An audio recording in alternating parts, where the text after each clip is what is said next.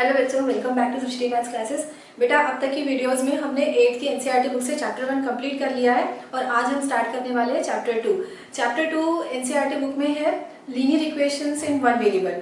तो इसकी एक्सरसाइज 2.1 हम स्टार्ट करते हैं और इसका क्वेश्चन है सॉल्व द फॉलोइंग इक्वेशन। तो यहाँ पर बहुत सारे इक्वेशंस दिए हुए हैं, तो इनमें से कुछ इक्वेशंस मैं आपको सॉल्व करके दिखाऊंगी। 12 क्वेश्चंस हैं यहाँ पर। अच्छा, सबसे पहले आपको ये बता देते हैं कि इक्वेशन को सॉल्व करने का मतलब क्या होता है। इक्वेशन को सॉल्व करने का मतलब होता है उस इक्वेशन का रूट फाइंड करना, और रूट का मतलब वेरिएबल। जैसे ये फर्स्ट क्वेश्चन आप देखिए, क्वेश्चन 1 है x - 2 = 7। यहाँ पर हमको इक्वेशन को सॉल्व करना है। तो अभी जैसे मैंने बताया कि वैल्यू ऑफ x इस तरह से हम फाइंड करेंगे जो इस इक्वेशन को सेटिस्फाई कर दे। अब इक्वेशन को सेटिस्फाई करने की भी क्या मीनिंग है वो भी समझ लीजिए। इक्वेशन को सेटिस्फाई करने का मतलब है the left hand side must be equal to the right hand side. किसी भी इक्वेशन के left hand side right hand side इस तरह से दो साइड्स होते हैं। तो x की जिस भी वैल्यू के लिए left hand side right hand side के इक्वल हो जाएगा उसको हम कहते हैं सोल्यूशन ऑफ द इक्वेशन या फिर root of the equation. x की वैल्यू को एक्चुअली रूट कहा जाता है और इसको हम सॉल्व करके आंसर निकालते हैं, इसलिए उसको सोल्यूशन भी बोल देते हैं। तो अब देखिए इसको कैसे सॉल्व करेंगे।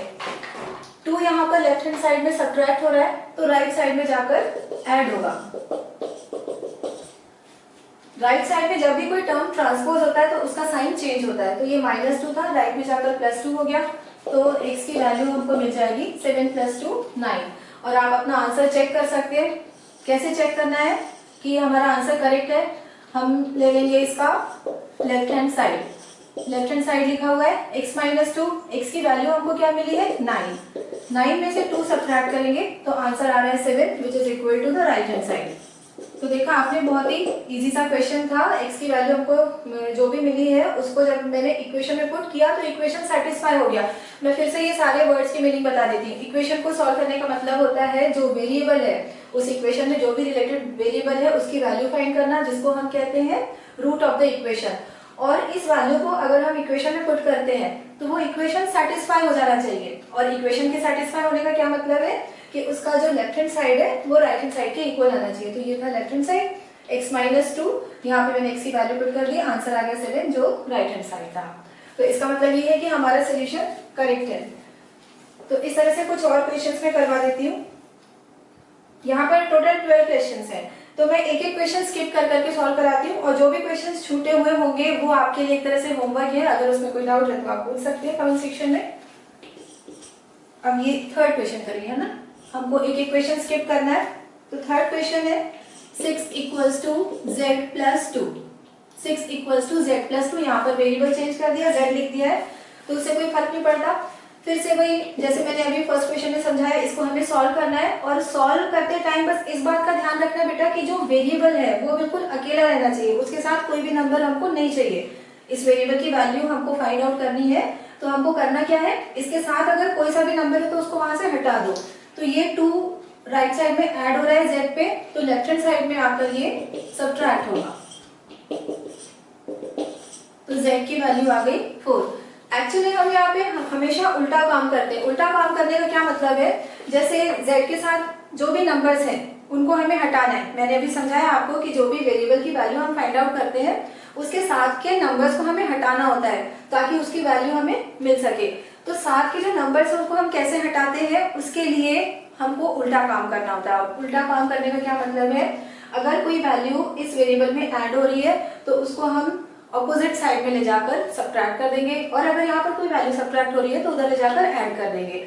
और इसी तरह से मल्टीप्लिकेशन डिवीजन में भी होगा। अगर z में कोई वैल्यू मल्टीप्लाई होती तो हम उसको इस साइड पे लाकर डिवाइड कर देते, और अगर जो कुछ डिवाइड हो रहा तो लेफ्ट में लाके मल्टीप्लाई करेंगे। तो मल्टीप्लिकेशन का उल्टा डिवीजन, डिवीजन का उल्टा मल्टीप्लिकेशन, और इसी तरह से एडिशन का उल्टा सब्ट्रैक्शन और सब्ट्रैक्शन का उल्टा एडिशन। तो ऐसे उल्टे ऑपरेशन से हमको वेरिएबल की वैल्यू मिल जाती है। तो ये हो गया थर्ड क्वेश्चन, और आंसर आप चेक कर सकते हैं। यहाँ पे z की वैल्यू 4 मिली, राइट हैंड साइड में z की जगह पे जब 4 पुट करेंगे तो 4 + 2 आ जाएगा 6, मतलब हमारा आंसर करेक्ट है। Fifth 6x = 12। यहाँ पर ये 6 x के साथ मल्टीप्लाई हो रहा है तो राइट में जाकर वो क्या होगा, डिवाइड हो जाएगा। उल्टा करना है हमको, है ना। लेफ्ट में वो मल्टीप्लाई हो रहा था इसलिए राइट में जाकर डिवाइड होगा। तो 12 में से 6 डिवाइड करेंगे, आंसर आ जाएगा 2। इसके बाद 7 क्वेश्चन देख लीजिए। 2x/3 equals to 18। अब इधर कैसे सॉल्व करेंगे? यहाँ पे आप एक तो क्रॉस मल्टीप्लिकेशन कर सकते हैं। क्रॉस मल्टीप्लिकेशन मतलब ये जो 3 नीचे है ये चला जाएगा ऊपर और 2 जो ऊपर है वो आ जाएगा 18 के डिनोमिनेटर में। 18 के नीचे भी कुछ नहीं लिखा है तो अपॉन 1 लिख सकते हैं। 2 नीचे आएगा, 3 ऊपर जाएगा। 18 into 3/2। 2 1 2, 2 9 18 and 9 3 27। इस तरह से x की वैल्यू मिल गई। या फिर जो अभी मैंने थोड़ी देर पहले बोला था कि हमको उल्टा काम करना होता है तो उस तरह से भी आप आंसर फाइंड कर सकते हैं। देखिए 7 क्वेश्चन को मैं एक और तरह से सॉल्व करके दिखा रही हूँ। 2x/3 equals to 18। तो उल्टा काम करना है तो क्या कैसे उल्टा करना है? 2/3 is multiplied with x in left hand side. 2/3 is multiplied with x के साथ ही मल्टीप्लाई हो रहा है तो ये राइट में जाकर क्या होगा? 18 से डिवाइड हो जाएगा। तो इससे भी आपका आंसर मिल जाएगा। 18 डिवाइडेड बाय 2/3। और रैशनल नंबर्स में डिवीजन कैसे किया जाता है आपको मालूम होगा। डिवीजन का साइन हटाकर आपको मल्टीप्लिकेशन का साइन अप्लाई करना पड़ता है और ये जो डिवाइजर होता है इसको हम रेसिप्रोकेट कर देते हैं, मतलब इसको हमने इन्वर्ट कर लिया। 2 1 2, 2 9 18 और फिर से वही x की वैल्यू आ गई 9 3 27।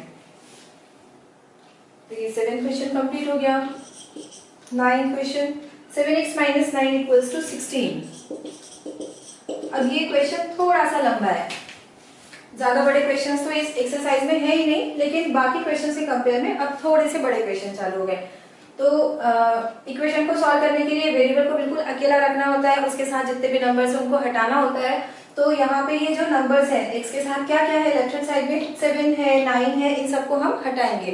तो ये कैसे हटेंगे? देखिए 9 लेफ्ट हैंड साइड में हो रहा है सब्ट्रैक्ट, तो इसको उठा के राइट हैंड साइड में ले जाना है और कर देंगे हम उसको add. 7x equals to 16 plus 9। 9 left hand side में सब्ट्रैक्ट हो रहा था इसलिए राइट साइड में जाकर वो ऐड होने लगा, उल्टा काम हो रहा है और इसी को हम कहते हैं ट्रांसपोजिशन। मैंने 9 को ट्रांसपोज किया राइट साइड में इसलिए उसको ऐड किया है।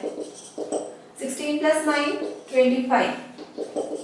अब देखो यहाँ पर 7 जो है वो x के साथ मल्टीप्लाई हो रहा है तो राइट में जाकर क्या होगा? राइट में इसको हम डिवाइड कर देंगे। 25 डिवाइडेड बाय 7। तो ये आंसर हुआ। इसको चाहो तो मिक्स फ्रैक्शन में कन्वर्ट कर लो। 7 3 21 and 4/7। 3 and 4/7। तो ये 9 क्वेश्चन हो गया। इसके बाद हम एक एक स्किप कर करके सॉल्व कर रहे हैं ना, तो अब ये आज का लास्ट क्वेश्चन 11th।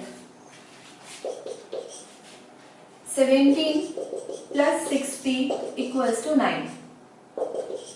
अब देखिए आपको समझ में आ गया होगा कि अब क्या करना है। हमको p को बिल्कुल अकेला रखना है लेफ्ट हैंड साइड में और इसके साथ के जो नंबर्स हैं 17 6 ये सारे हट जाने चाहिए। तो 17 किस तरह से हटेगा? 17 जब यहाँ से हटेगा तो राइट में जाकर ये सब्ट्रैक्ट होगा क्योंकि यहाँ पर लेफ्ट हैंड साइड में 17 ऐड हो रहा है 6p में। 6p equals to 9 - 17। अब 9 - 17 की क्या वैल्यू आएगी?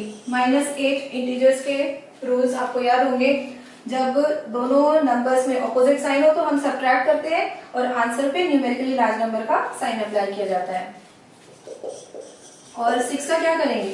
6 लेफ्ट में मल्टीप्लाई हो रहा है तो राइट में जाकर ये डिवाइड होगा। इस तरह से डिवाइड हो रहा है मतलब डिनोमिनेटर में चला गया और इसको लोएस्ट टर्म में कन्वर्ट कर दो। 2 4 2 3 विथ माइनस साइन और मिक्स फ्रैक्शन में कन्वर्ट करेंगे -1 and 1/3।